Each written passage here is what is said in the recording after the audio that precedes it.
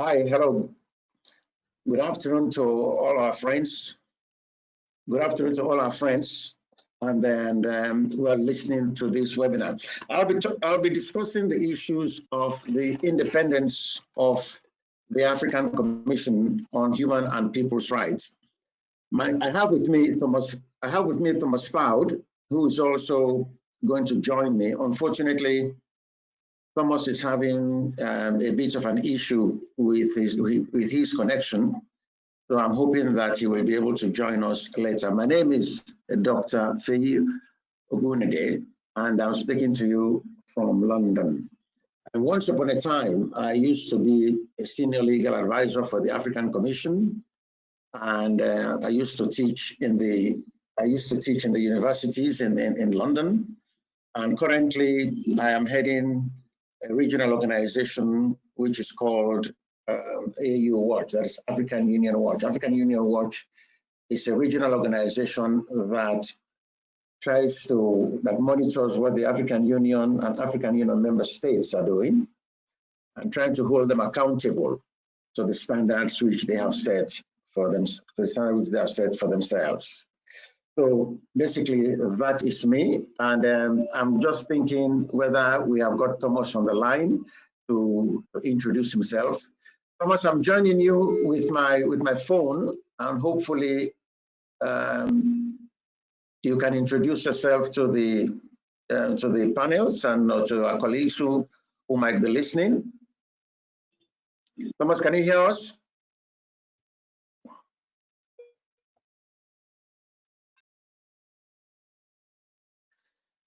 I'm just I don't think Thomas can hear us. Thomas, can you hear us? Yes. I have you on the line, Thomas.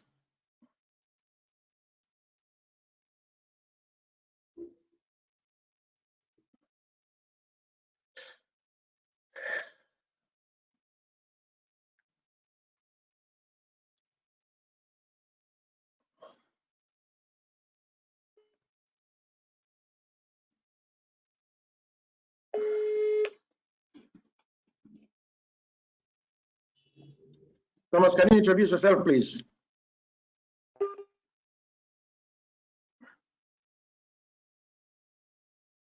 Okay, Thomas is having a bit of a problem trying to reconnect.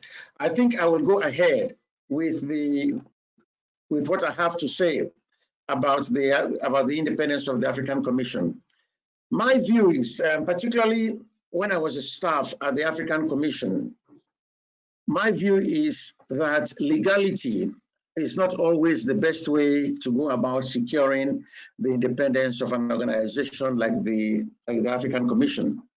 There are a combination of things, I think, which we can do, both legally and in terms of communication and advocacy, but also in terms of trying to see how we can educate the African population on how we can educate the African population about what we need to do in terms of trying to educate the African people, how we can secure both the African Commission and also probably the African Court.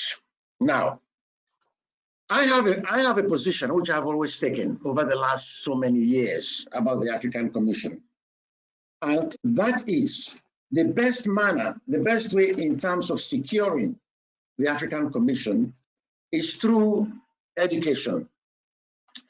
There is no way, in my view, where you can secure the independence of such an important institution just by promulgating rules and making sure that people understand the rules.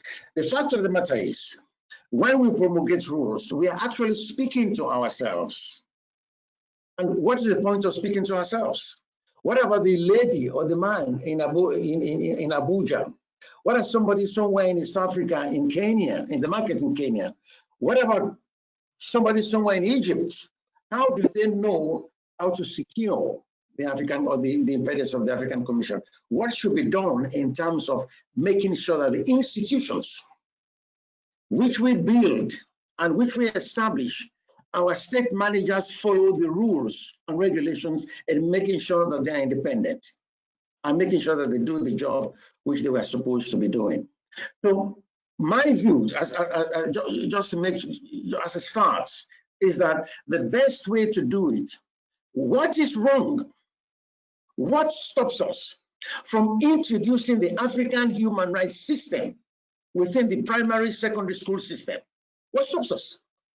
Why shouldn't we allow children that are growing up, even from nursery, to understand what this system is?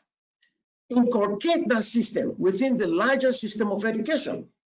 And that is one of the reasons why in AU Watch we are trying to develop curriculum so that children from primary school will be able to understand what the African human rights system and how to promote and protect the institutions that will in fact protect them in the future.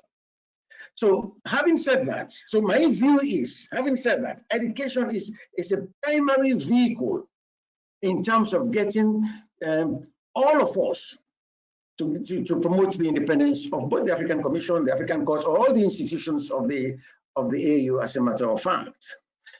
Because the truth is, millions and millions and millions of Africans have absolutely no clue what the African Commission is. They have no clue. When I joined the African Commission in 2005, 2006, and came to Banjul, I was the promotion officer. I was wearing two hats, both as a legal officer and as a promotion officer. Nearly all the people, including government ministers, lawyers like myself, have absolutely no clue that the African Commission is within the Gambia. They didn't know what it means. So if we are to protect properly the independence of the institutions of the African Union, we must build it within the system of education in Africa. We must rewrite the curriculum right from primary school into secondary school and the tertiary education, colleges and universities. There is no point, in my view, wherein lawyers are the only people who should understand what the African Union is doing. There's no point to it. And we are basically speaking to ourselves. Why should we be speaking to ourselves? And then, of course, the next strand in terms of promoting or protecting the independence of the African Commission lies with advocacy and communication.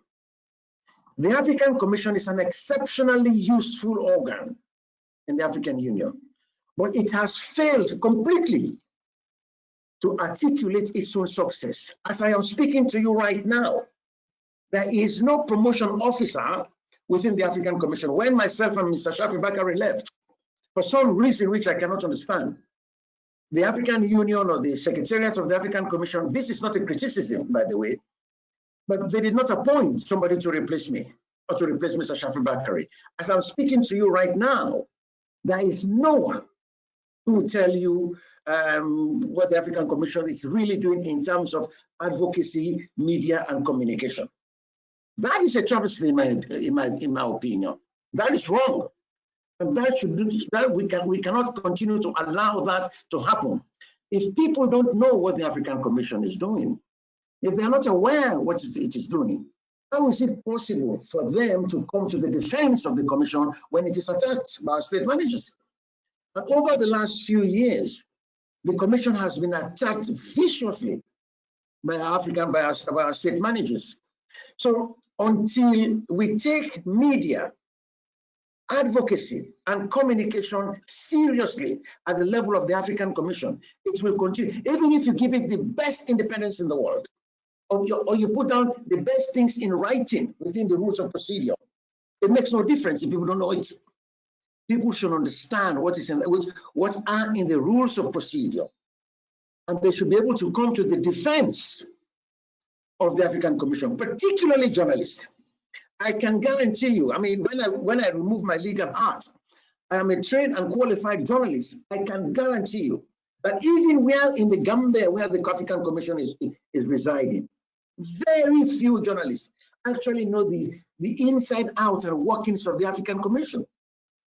And you cannot blame the journalists for that. The African Commission needs to articulate its own success They need to articulate their program of work. They need to tell people what they are doing. If they don't tell people what they're doing, how will they expect the African population to understand what they're doing?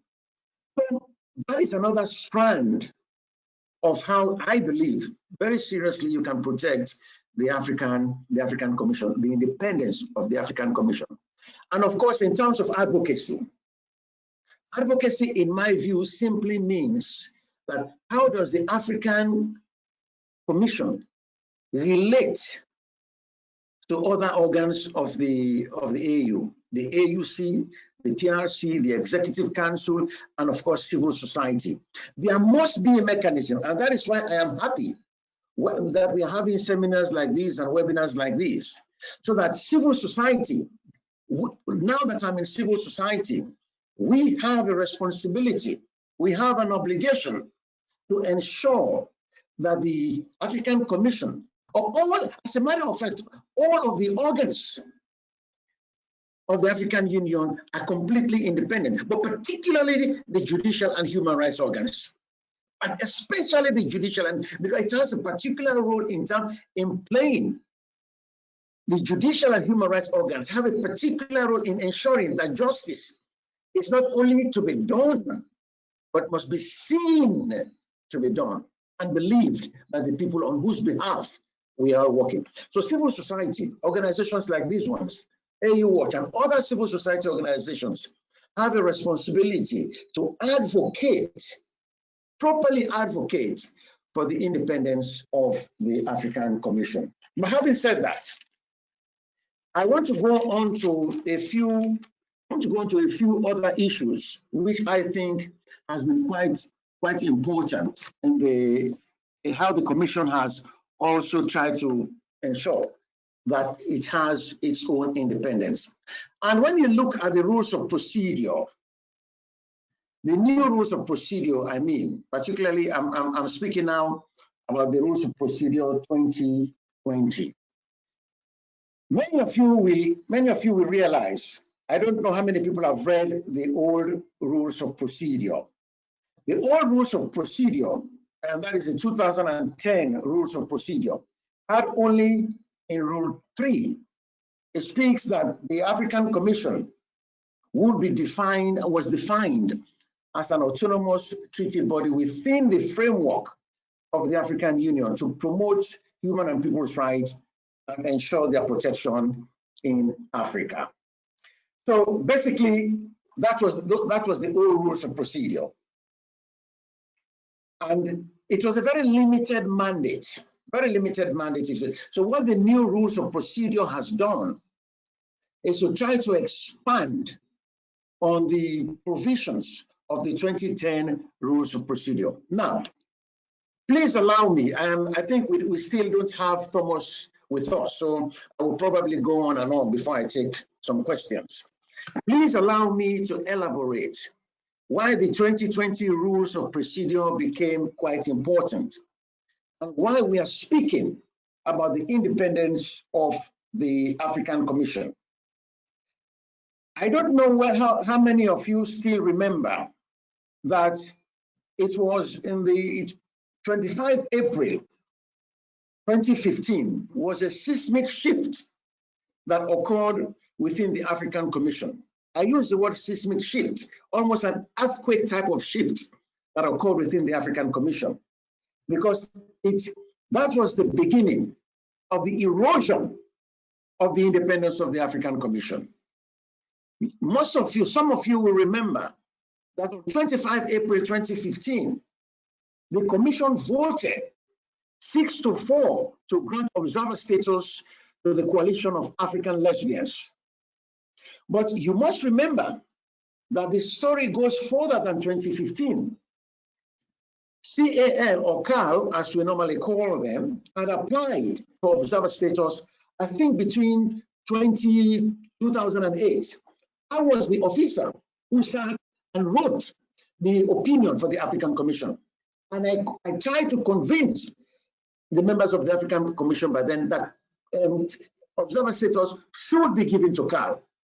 There is no reason, in my view, why observer status should not be reached. So I wrote an opinion and presented it to the secretary, Madam Miriam Aburike. And we presented it to the commission that observer status should be given to CAL, to the Coalition of African Lesbians. That was the start of the story. And it dragged on and on and on and on and on. And in 2015, by then I'd left the commission. The commission voted, but even before then, the commission had rejected the application of CAL. And on the side, we campaigned, we worked very hard for the commission to grant the Coalition of African Lesbians observer status. And in 2015, in April 2015, 25 April 2015 to be precise, the commission granted CAL observer status. And that was the start of the erosion of the African Commission's independence. Our state managers, we are furious. Who gave us the right to grant observer status to CAL? And they spoke lengthily about all sorts of things which personally I could not understand, about African culture and values, and all of that does not align with African cultures and values. I don't even know what African cultures and values are, but that is a conversation for another day. Anyway, at a retreat, by then I was not with the African Commission anymore. At a retreat, I understood that the Executive Council requested that, no, it was in 2015 April that the Executive Council requested that the African Commission to rescind the observer status of CAL. In fact, I think I have that decision. It says, requesting the African Commission to take into account the fundamental African values, identity, and good traditions, and to withdraw the observer status granted to NGO who may attempt to impose values contrary to African values. In this regard, request the African Commission to review its criteria for granting observer status to NGOs and to withdraw observer status granted to the organization called CAL in line with those African values. My apologies, that was the date of June 2015. So that was the start of the erosion, and the commission dragged its feet, tried to protest, tried to negotiate its way out of it, but the Executive Council held firm. The problem was, and it became a political issue, the problem was, and there were threats against the African Commission, real threats. If you don't, there will be consequences. There will be consequences. What are some of those consequences? It was, even though far-fetched, it is not inconceivable, or it was not even inconceivable that the Executive Council or even the AU Summit of Heads of State might even dissolve the African Commission. Don't forget that the Commission is a creature, it's a creation of our Heads of State. They can dissolve it if they want. They will not, of course. I think it is far-fetched.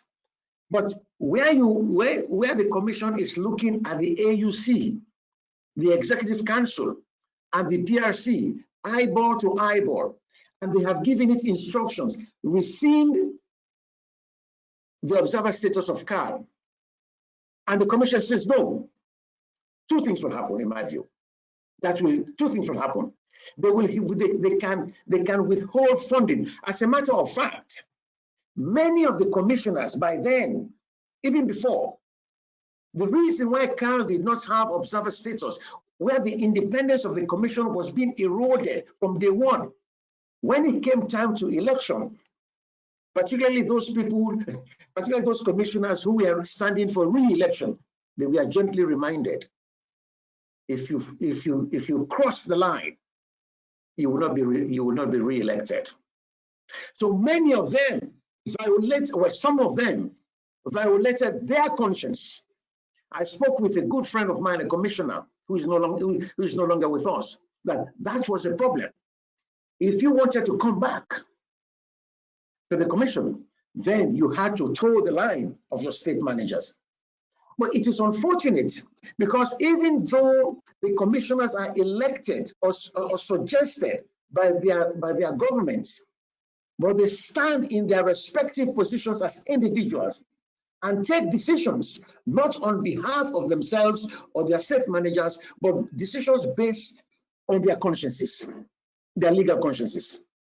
Unfortunately, in this particular case, some of them were afraid that they will not be re-elected. Oh, of course, don't get me wrong. There are many of them who held very strong belief, and I can name a few. So many of them had no qualms telling us or telling the public that they disagreed. Like the former chairperson of the commission, Madam Atoki, who is now a judge of ECOWAS. She was very clear, openly. She says, no, I'm not going to support it. So many of them, in good conscience, they felt this, I cannot support this position. And I understand that. And I agree with that. It's a decision based on their conscience. And one cannot violate his conscience. I understand that. But what I'm saying, there were a few others, because in my view, elections was coming. The PRC particularly reminded them, okay, if you cross the line, there are consequences.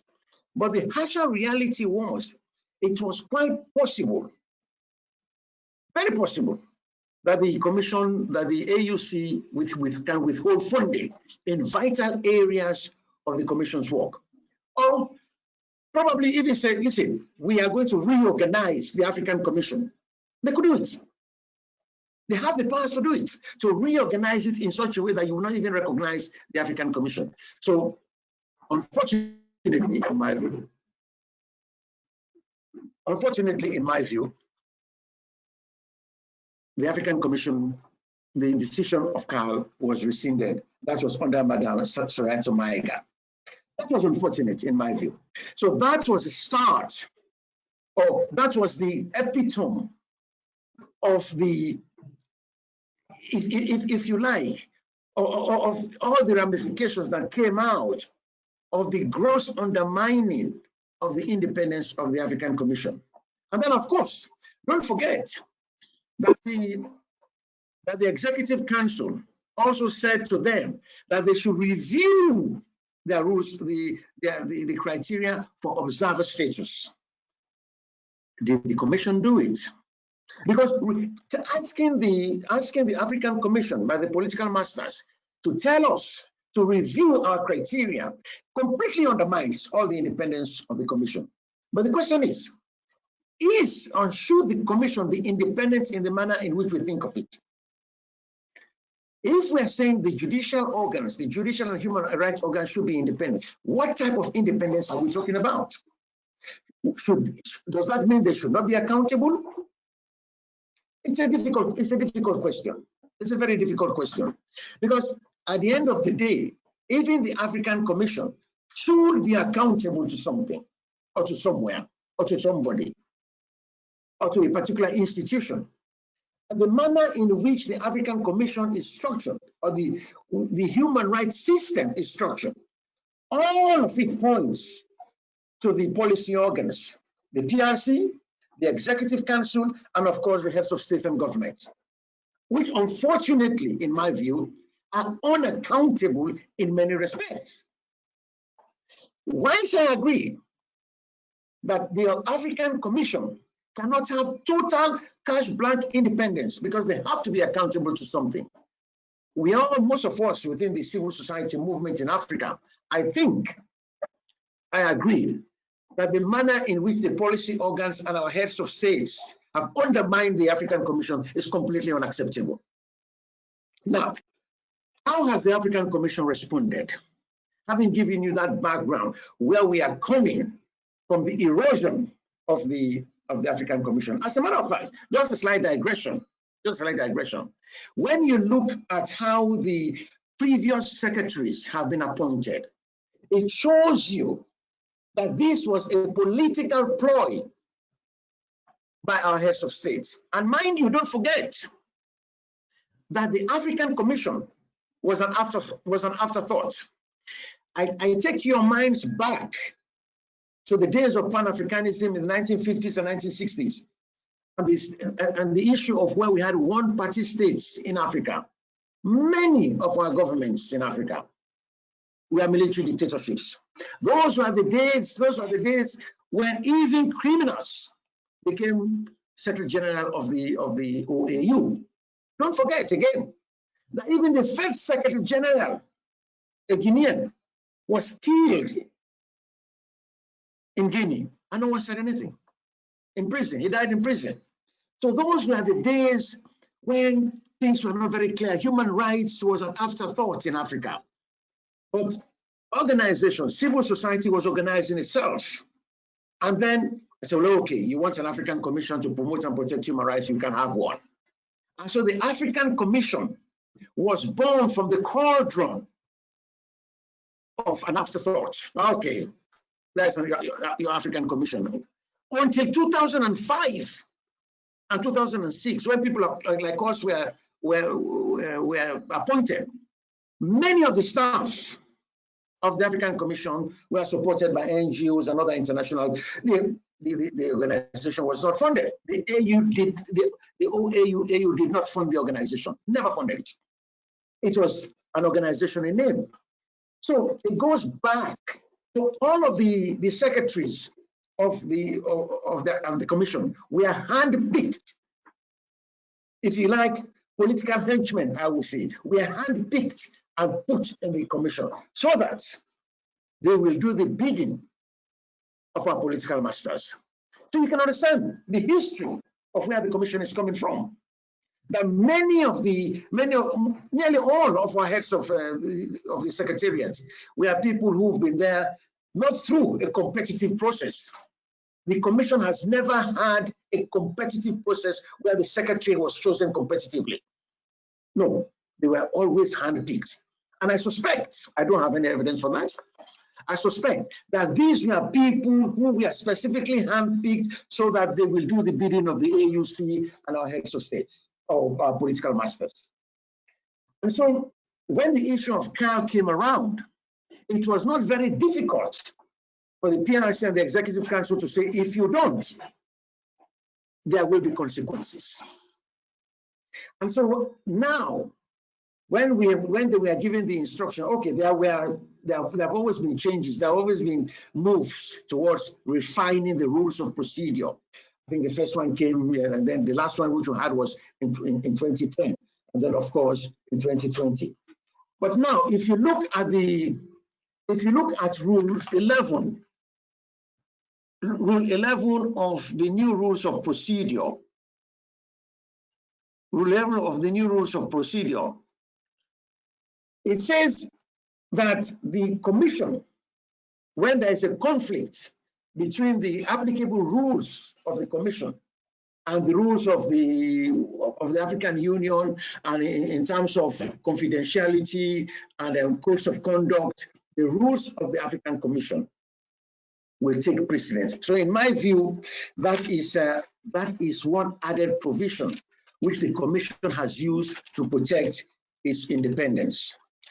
And to go back, you remember, if you go back to the old rules, the old rules said we cannot, in fact, as a matter of fact, I remember very, very clearly, even when I was acting as secretary, the few times I acted as secretary to the commission, we had to write to the AUC chairperson, well, to the AUC, and then we had to be given permission to organize our session.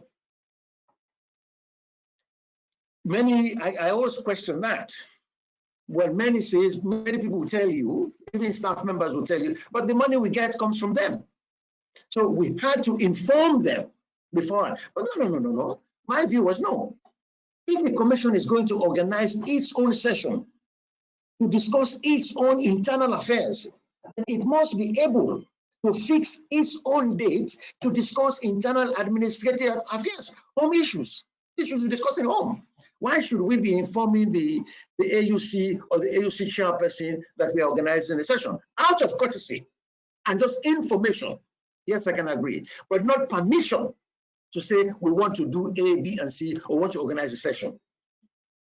Out of courtesy and out of administrative procedure, that the session will be organized this month, this date, yes. information. But then the old rules stated that the chairperson has to be consulted before, and he has to agree before the session can be held. Now, the news will tell you that we have particularly Rule 27.1, and now Rule 27.2 will tell you that the African Commission right now can decide without seeking the approval of the chairperson, can decide to host its own session. In exceptional cases, Rule 27.3 says, in exceptional cases, the chairperson of the AUC will ask the commission to define a particular date, but that is in with consultation with the chairperson of the African Commission.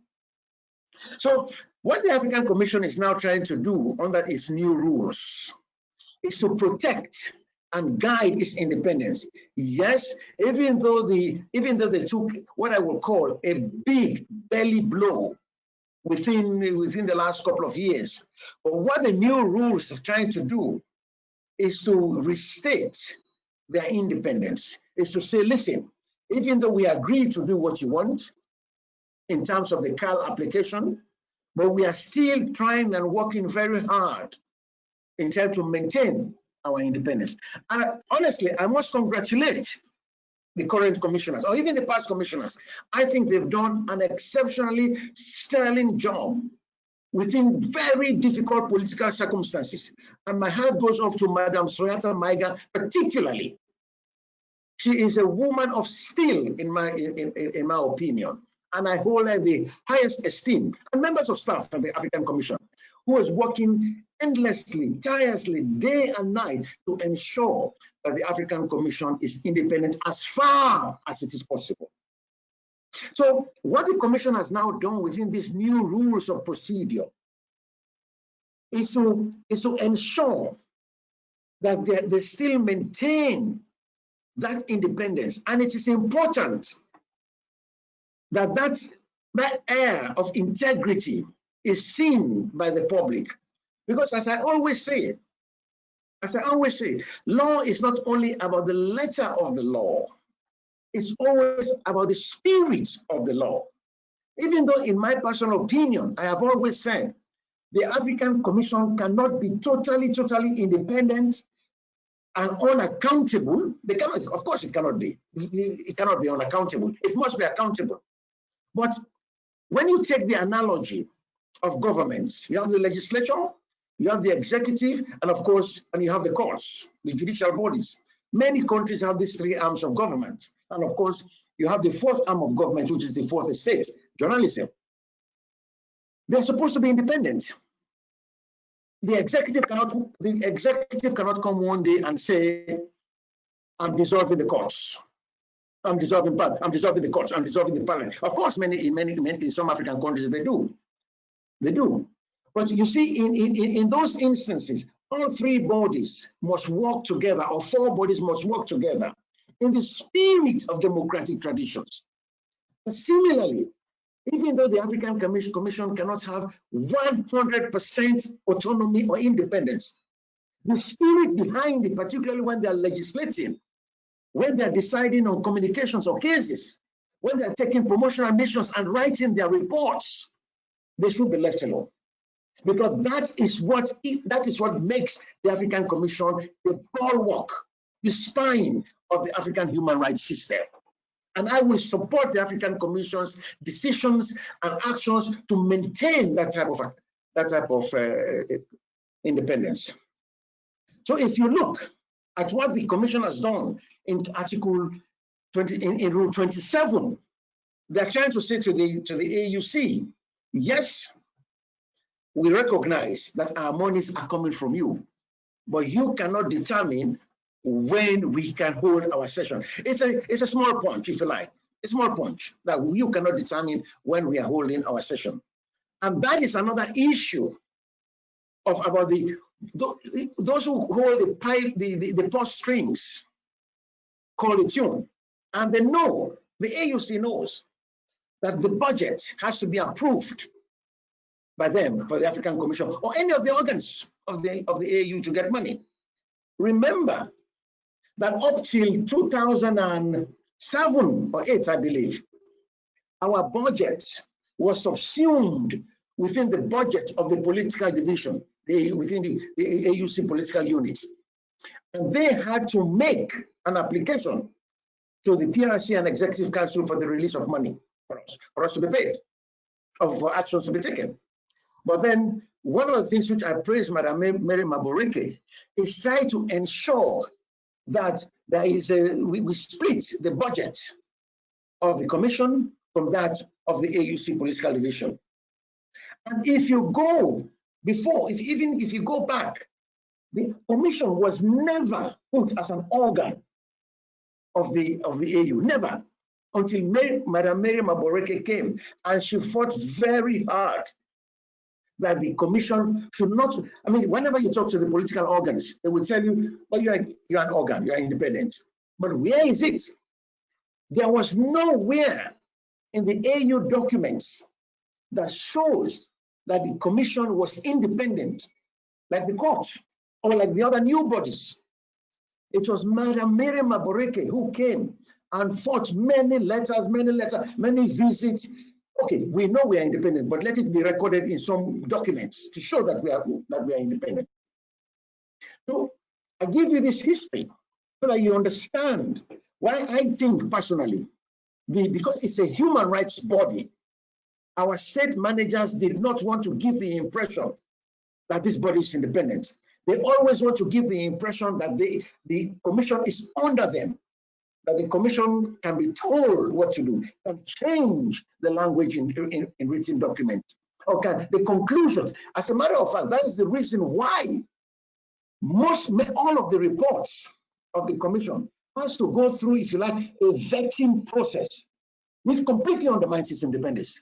So if we write a report, when we submit our annual report to the policy organs, they have to look at it, agree, and then we publish. That's a nonsense. Completely undermining the independence of an organ like the commission. But I think these new rules of procedure, in a way, particularly the new rules, in a way, tries to give some powers back to the commission. And so, even if you take Rule 33, Rule 33, I mean, once upon a time, any country can just say, well, we are hosting you. And then, like Egypt, the last time Egypt hosted the session in Sharm el-Sheikh, I think it was in 2018. Many African NGOs will tell you how they suffered, how the Egyptian government interfered no end. As a matter of fact, they were the ones giving out badges to NGOs. But now, Rule 33 is quietly saying to them, you must guarantee, Rule 33, 34, you must guarantee that if you are hosting the session, you will not put impediments, stumbling blocks, barriers, hurdles in front of NGOs who are coming to attend the session. So the commission is trying to assert its independence. My only worry is I don't think the commission should go to countries which are known violators of human rights. I think that should be stated in the new rules. And when these new rules were being promulgated, that was one of the things which I personally wrote to them. That I would want to see that the commission should come to a decision wherein if a particular country is a known violator of human rights, and I would say it like Egypt, in my view, Egypt. The commission had no business going to Egypt, in my view. Some people may disagree, but that's my personal view. So collegiately, I think that is a shortcoming in terms of undermining the independence of the commission. But hey, the truth is, you cannot get everything. You cannot win all. You cannot win all the time. So that is one way in which the commission has also tried to maintain its independence. I want to also draw your attention to Rule 70. Let me see if Rule 70 it talks about affiliates affiliate status, Rule 70 and 71. Rule 70 and 71 is about granting observer status and affiliate status to organizations. It's very interesting. Remember, this whole thing about the independence, we are discussing the independence of the commission precisely because of the current Rule 70 and 71. Precisely because of that. And you must remember that in that regard, in fact, it was the old Rule 69(1) of the 2010 rules. So Rule 70 and 71 replaces the old Rule 69(1) of the old rules, that is 2010 rules. Now, remember, don't forget that that was the basis of all this controversy. Even though the commission has not been really independent for some of the reasons I've just given you, in terms of the selection of who has the secretariat, in terms of the budget coming from the political division, and also in terms of even how the commission operates, the commission has not really been independent. But this, the old Rule 69(1), that is the nerve where the Executive Council instructed the African Commission to change the rules granting observer status. They've not done that. They've not done that. So what it has done in a clever way, and I thought, I got my hats to them, and I thought that's a clever way of doing it. They said to the Executive Council under the new Rule 70 and 71 that, oh, if you are not participating properly, in other words, maybe let me bring it up. Let's just see. What it says.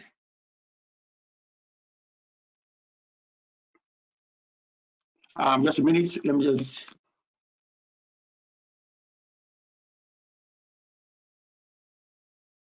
Okay, yeah. Rule 70 and 71 talks, particularly Rule 72(1). It says, in accordance with the Commission's resolution on the criteria for granting and maintaining observer status to non-governmental organizations working on human and people's rights in Africa, such organizations may be granted observer status with the Commission. I think it's a brilliantly worded way of doing it. So if you like, they are saying to the Executive Council, they are saying to our state managers, hey, we have our rules, we maintain our rules, and that's it. But what they've done, they said in Rule 70 and 71, if you don't participate, we may take your observer status away. If you don't participate, that is unlikely to happen. I think that is unlikely to happen anyway. But the truth of the matter is, they fail to understand, given the present state in which we find ourselves, there's a constriction of civil society space. A lot of organizations simply cannot travel to Banjul or other cities, and particularly in these days of pandemic, many organizations are running out of money, and our state managers are deliberately converting the small space which we have into politics, fake news, all those type of things, big data analytics, chasing journalists all over the place.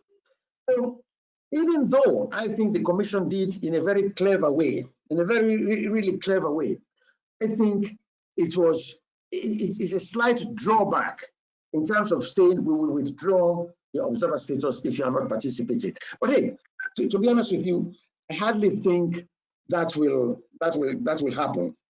So generally speaking, I think the new rules of procedure, even though I have reservations on a few, I'm very, very happy with it.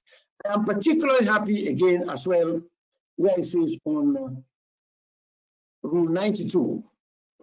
Rule 92, particularly in terms of communication, the Commission is saying to state managers that everyone has to participate in the process. You have an obligation to participate in the process of a communication. And they are saying to the state parties, if you refuse to participate, that is in Rule 114, a default decision will be taken against you. So you know already, because you know already that if If you refuse to participate, because some states will tell you, oh, we've not received the letter, or we've not done this, and we keep on delaying over and over and over again. So Rule 114 will tell you, no, we'll take a decision against you. So you already know it. So generally speaking, in terms of the broad letter of the law, in terms of the black letter of the law, I think the 2020 Rules of Procedure is a good one. And I want to thank the staff of the African Commission, and I want to thank the past commissioners and the current commissioners for working very, very hard at those rules, and everybody who contributed to those rules to ensure that the Commission is not only functioning, but is seen to be doing the work which it was created for. But having said that, maybe I will conclude now and I'll wait for, I don't know whether Thomas is on or wait for some questions. But having said that, I maintain that rules are important, but they're not going to help us much, honestly. My view is all this, currently I'm speaking to lawyers, I'm speaking to people who understand rules of procedure, I'm speaking to people who understand charter, I'm speaking to people who understand how the African Commission is working. But the truth is, the question is that the audience where we should be talking to? It's like selling snow to the Russian. We are selling ourselves to ourselves. What's the point of that? There's no point, in my view, there's no point.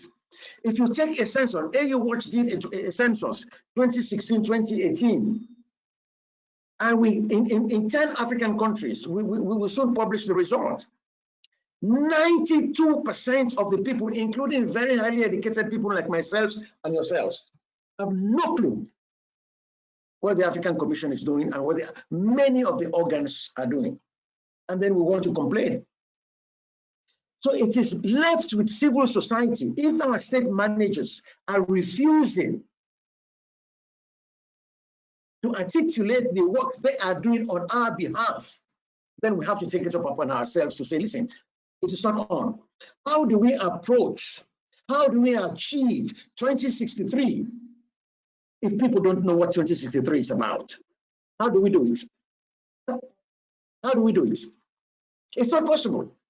So even though all of these things are beautiful written in our constitutions or in the charter or in the rules of procedure, it's okay. What's the point? Until we translate these rules of procedure right down to the classrooms, so that in the next 25 years, when children my age, I'm over 50, when children my age go through school, become 30, 40 something year old, they will know exactly what is happening in Africa. They will know our regional and sub-regional organizations very well. They will know it. Until we do that, we will not be able to defend the institutions of our countries and of our and the institutions of our region. I remember a leading political figure in Europe many years ago, Tony Blair. Imagine, this is a country where 90-something% of the people are educated, highly educated, in fact. He said, education, education, education is the key to the future of Great Britain.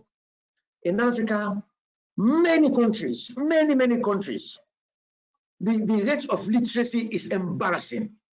And I ask myself, what stops us in Africa from introducing AU studies in our schools and colleges, the African human rights system in our schools and colleges, gradually from primary school to secondary school? These are the children. We talk about the future of Africa. The future of Africa is not me. It's not me. I'm over 50. It's not me. The future of Africa is in our children. And they are the ones who eventually will protect institutions like the African Commission. So it behoves upon us to include in the curriculum of all schools in Africa the African human rights system. And that is what AU Watch is trying to do, rewrite the curriculum in many subjects. Many of the subjects we have are absolutely useless. I was discussing with a friend of mine. As a matter of fact, my co-presenter, we were discussing a few days ago, when I was in school in Sierra Leone. I was studying the cockroach, to name the parts of a cockroach. What is that?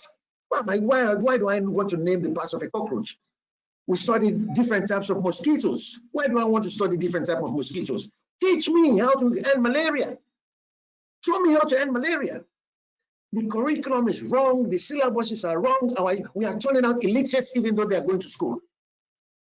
So I say the best way to achieve medium term and long term, the best way to achieve the independence of all particularly the human rights and judicial organs of the African Union is to inculcate them into the syllabuses and curriculum of our children. We must campaign that the African human rights system or AU studies generally must be included in the studies of our children. They must be able to sit exams, and they must be able to understand our institutions that guide them. And secondly, media and advocacy. There is no way, the best way to keep the feet of our state managers close to the fire is through media and advocacy, ensuring that every time the AU moves around, people understand why they are moving around. People understand exactly what they are saying and why they are saying whatever they are saying. We should be able to understand it. And I think organizations like AU Watch, which is both a media organization, human rights and development organization, should be able to participate in that type of discourse, in that type of conversation. How do we hold our state managers accountable? And I think, I'm a trained and qualified journalist, and I think media and communication is a principal tool of holding our state managers accountable. Principal tool. They must be able to explain to us and to the African people, for example, why is it that they want the African Commission to remove observer status from a particular organization? Let them come and explain to us. Let them explain to the African people. But the truth of the matter is, we are so concerned and so with our various lives, we have to pay our rent, our children are not going to school, we need to eat. Who cares about the African Commission? People say, okay, remove observer status from our organization. Who really cares? The few people who know, who really cares?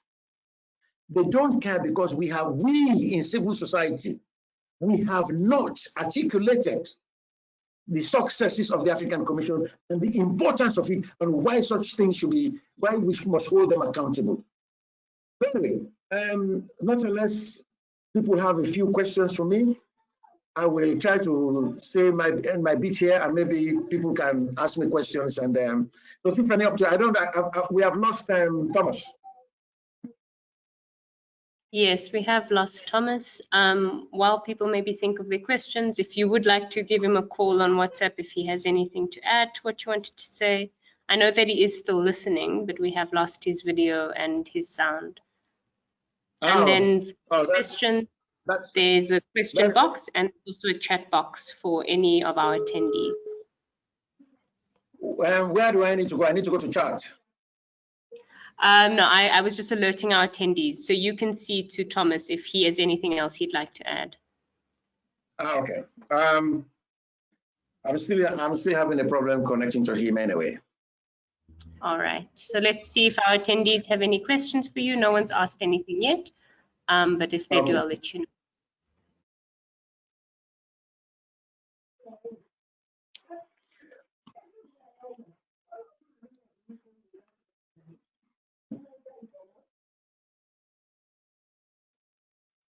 I'm still trying to, it's unfortunate that we were not able to get Thomas.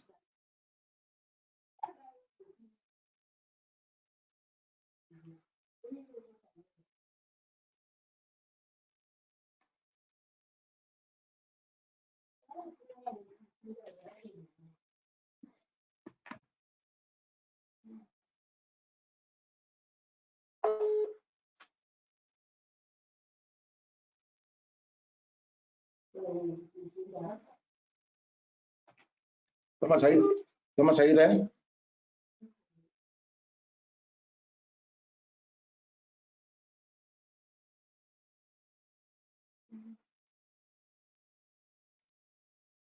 No, I can't seem to get Thomas either on WhatsApp. All right. Well, thank you so much, Feyi. I think that this was a very good session considering our constraints. Yes, can you hear me? It's unfortunate that Thomas can't join us, but I just wanted to say thank you for this plenary session, which was incredibly informative. I hope. I missed what you said, Tiffany. There was a breakdown in the line. I missed what you said. We have a question coming in. Can you hear me now? Okay, yes, I can. What's the question? Okay, so the question, firstly, people are thanking you for the information. And the question is, during your tenure at the Commission, what prohibited you from mounting a continent-wide campaign?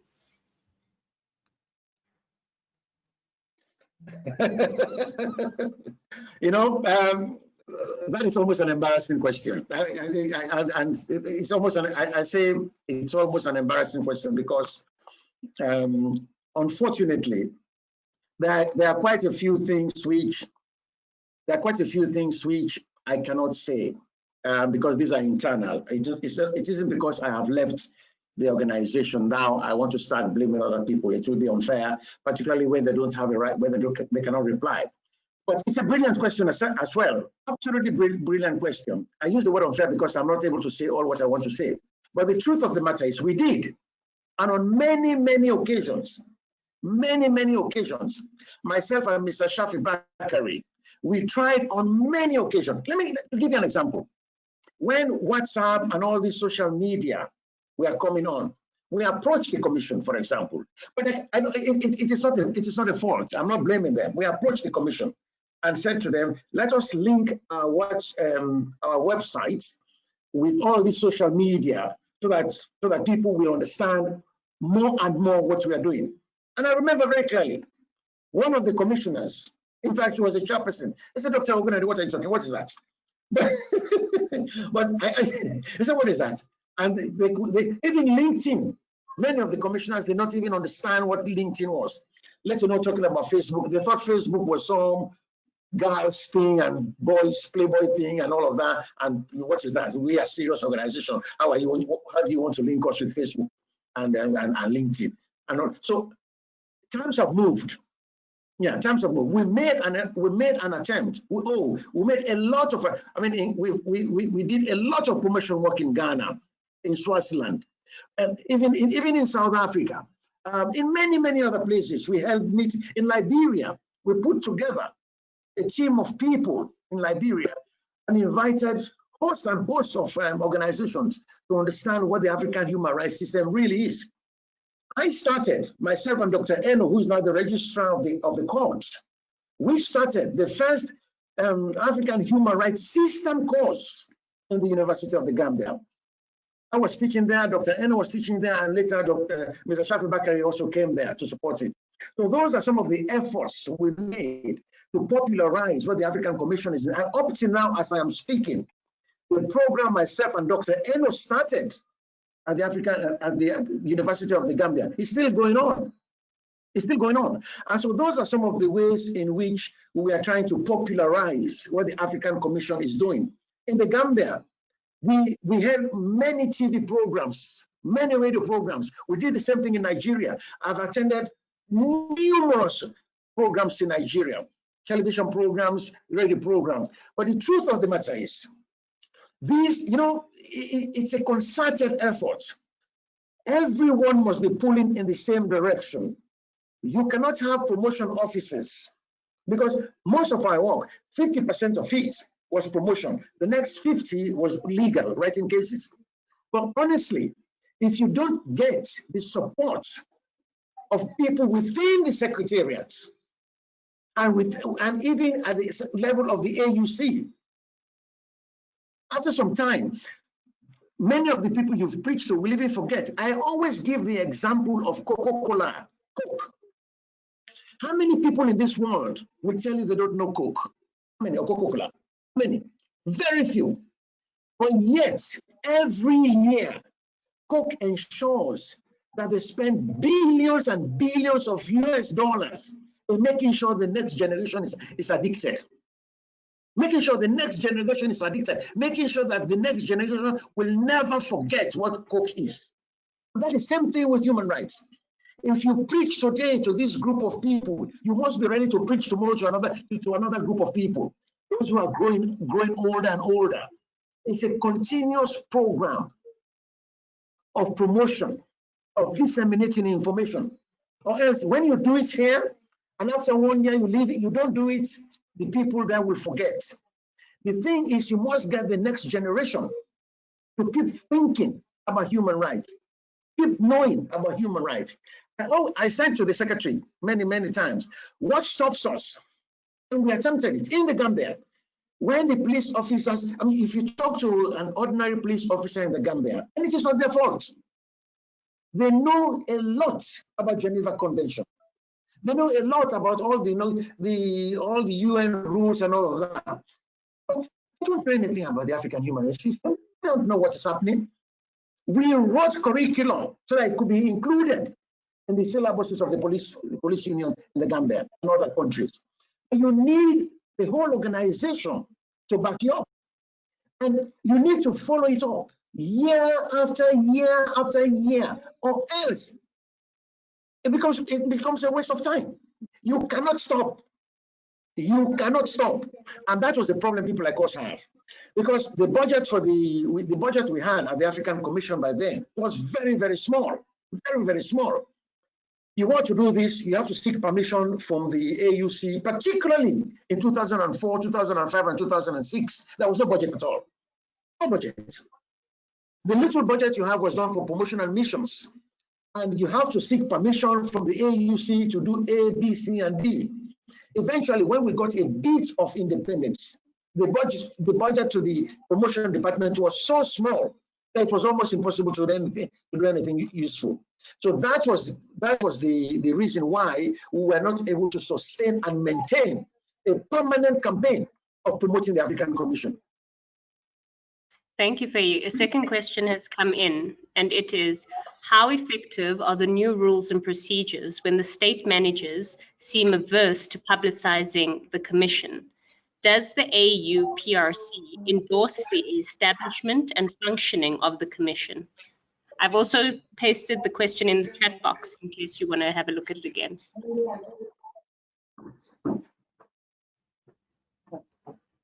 Sorry, my apologies. I missed the question properly. Can you please repeat? It was breaking up. Sure. How effective are the new rules and procedures when the state managers seem averse to publicizing the commission? Does the ACHPR endorse the establishment and functioning of the commission? Okay, the last question. Of course, the PRC endorses the establishment of the commission because, listen, at the end of the day, it makes the commission is useful to our state managers, very useful, because it gives them, I wouldn't like to say pretense, but it gives them the excuse to say we are promoting and protecting human rights in Africa. They can say that. It gives them. So both the PRC, the Executive Council, the heads of states and governments, they love it. Oh, absolutely, they like it. They like it because they can go to the EU, and particularly, don't forget, when you look at the plan, the roadmap between the EU and the African Commission and the African Union, the African Commission is a principal partner. They go to the United Nations, or they go to the EU. They can tell you that we have the African Court, we have the African Commission, we have the Expert Committee of the Child, and we are promoting and protecting human rights. So I love it. But it's on paper. It's on paper. And so the problem is the new rules are, in my view, it needs, well, okay, time will tell whether they're effective. But I like them. The truth of the matter is, like any internal rules, or even any constitution, it's not a perfect document. It is always a document in working, in progress. It's not a perfect document. The fact of the matter is, time will tell whether we are able, the commission is able to get much out of the new rules. Listen, honestly, whosoever asks that question, go back to your home country, read your constitution. It's a brilliant document, no matter how imperfect it is. If only our state managers can adhere to the principles embodied within those constitutions is fantastic. And that is why I say the spirit behind the law, the spirit behind any rules, the spirit behind a constitution is important. You can have the black letter of the law, till kingdom come. It doesn't really matter. If you decide you have the best documents in the world and you refuse to obey it, it doesn't matter. The spirit behind it is what is important, and that is what makes democracy work. Making sure that your space, I respect it, and you respect mine, and we're all happy. You may disagree with what I say, but respect my space. And that is the reason why, in my view, that these new rules, civil society organizations must promote it. We have a duty to promote it, and a duty to promote even the African Charter. People will tell you that the African Charter is a very imperfect document. I'm the first one to tell you it's an imperfect document. It was created at a time when our heads of state had no idea what human rights were, or even if they had, they refused to respect it. So that was the document of its time. We praise Mr. Dawda, Dr. Dawda Jawara, who fought hard to make sure that we even had a commission. And all these old pioneers. So it's an imperfect document, but like any document, you could reinterpret it. And that was the reason why the commission was able to reinterpret provisions within the charter to grant observer status to CAD. Members spoke that, listen, times have changed. We're able to reinterpret the commission, some provisions of the charter to mean this, even though the original framers did not think that way. But we are saying to ourselves, we think if the original framers of the Constitution was around, or the Charter, they would have thought this way in 2021. So it's a question of integrity. It's a question of our state managers wanting Africa to get to 2063. This whole business of setting up organizations and institutions and then refusing to fund it, refusing to support it is a complete nonsense. It's a complete nonsense. And that is the reason why people like myself got fed up with the system. I said, I cannot be spending all this time running after all these people when I know I can be useful somewhere else. A lot of people, good people, the AU have lost because many of our state managers are not sincere.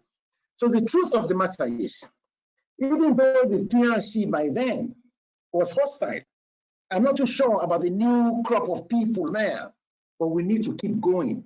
Civil society needs to hold the feet. The PRC, the Executive Council, and our heads of state close to the fire. If they refuse to allow us to sleep, they too must not sleep. That's only my position. If they say we are not going to, we the citizens are not sleeping, we should make sure they don't sleep as well. We must persistently, and our children will take up the baton when that time comes up. Thank you. Thank you. Another point has come in. I'm not sure if you can see your chat box, Feyi. I am, let me see. I hope I know how to. I'm seeing some chat there, but it's not, right. it's not.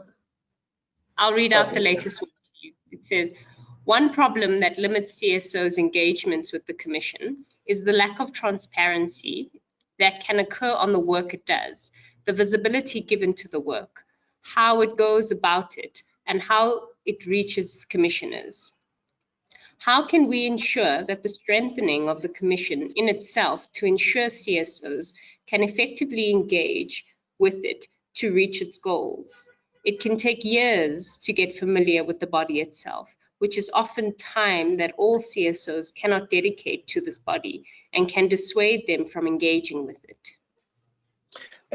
Yes, I completely agree with it.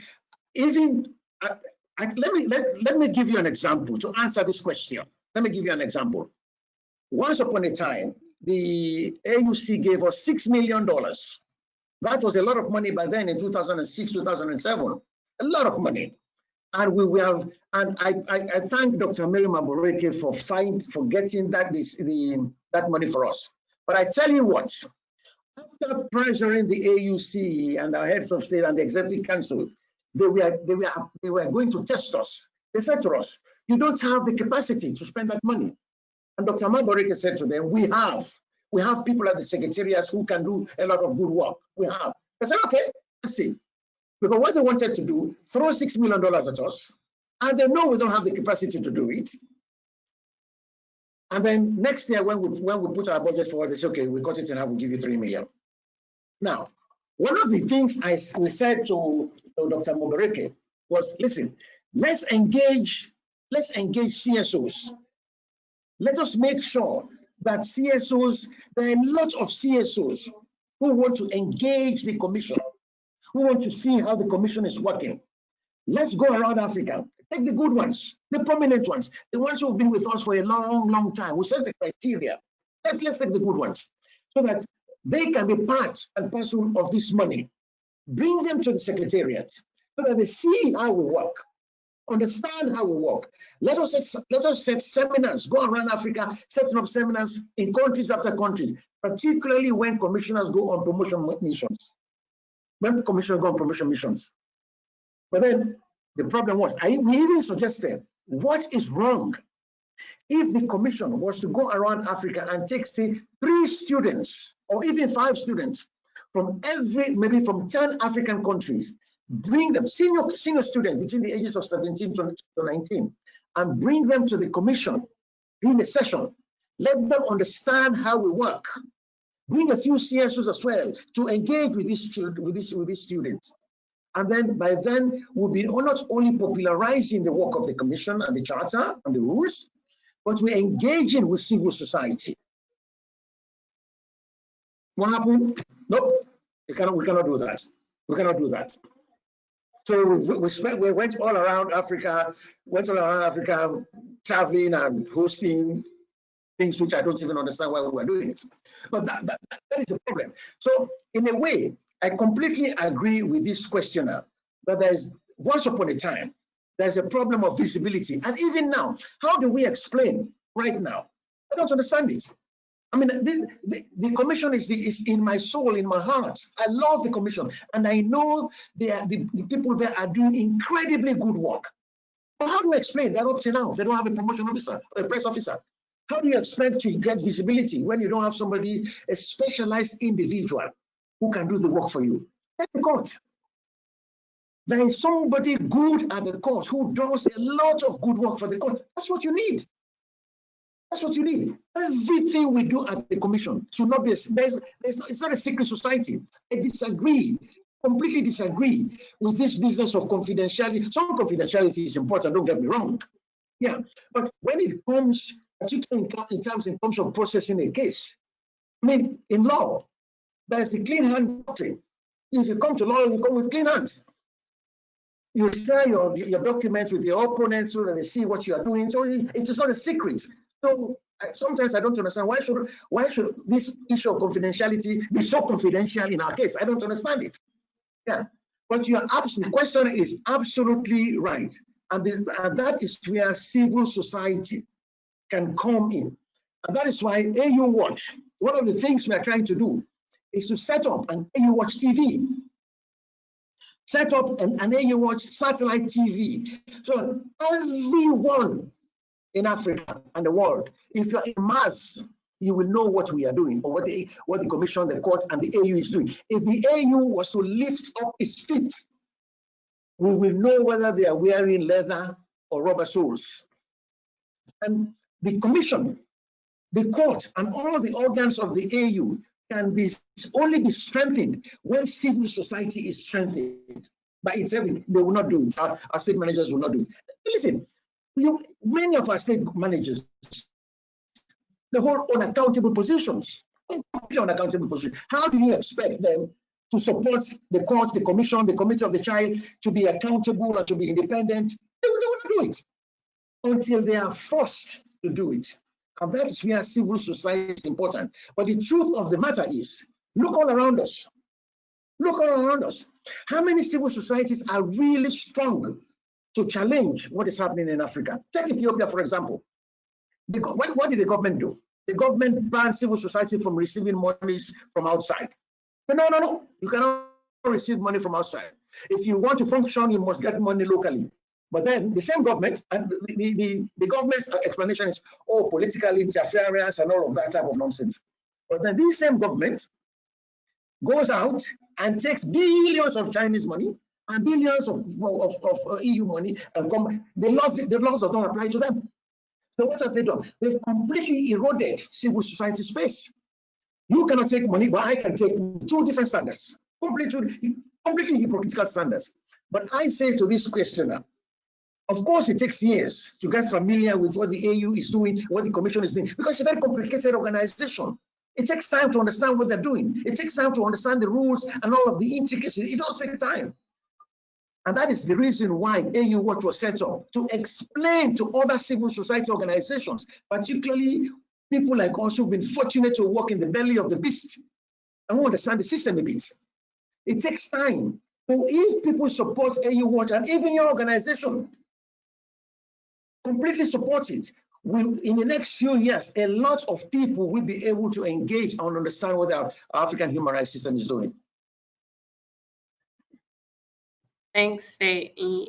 In response to what you're saying, somebody said the question of visibility and transparency is even more important now that most of the work has shifted online. It can actually be an opportunity for the Commission to engage more than it used to with CSOs working to advance the protection of human rights in Africa. Absolutely. I mean, you know, somebody said to me, I think it was, somebody said to me a few weeks ago that the incidence of corona should not only be seen as a disadvantage, but at the end of the day, maybe corona has given us an opportunity so that we can reach more people, and that will reach more people all over the world. And I take that. But you see, even with all of this Zoom and Go webinar and Go to webinar, all of these things, if you don't use it, if the people at the top don't believe in using it properly, it still wouldn't be effective. I say to my questioner, and I say to ourselves and all of us, we must force our state managers to obey the rules they create, to fund the institutions they create. Every time they create new institutions, they create new laws. Every time, new things. But the old ones, they have nothing to do with it. We must force them. Now, they're talking about Agenda 2063. How many Africans know about Agenda 2063? That is the 100-year centennial anniversary of the AU project. How many Africans? Prove me wrong. Go to your marketplace and ask anyone. Do you know what 2063 is? They are talking about 2040. About children. How many people know 2040? How many? It's a travesty. But I am saying to us, all of us, we can blame our state managers forever.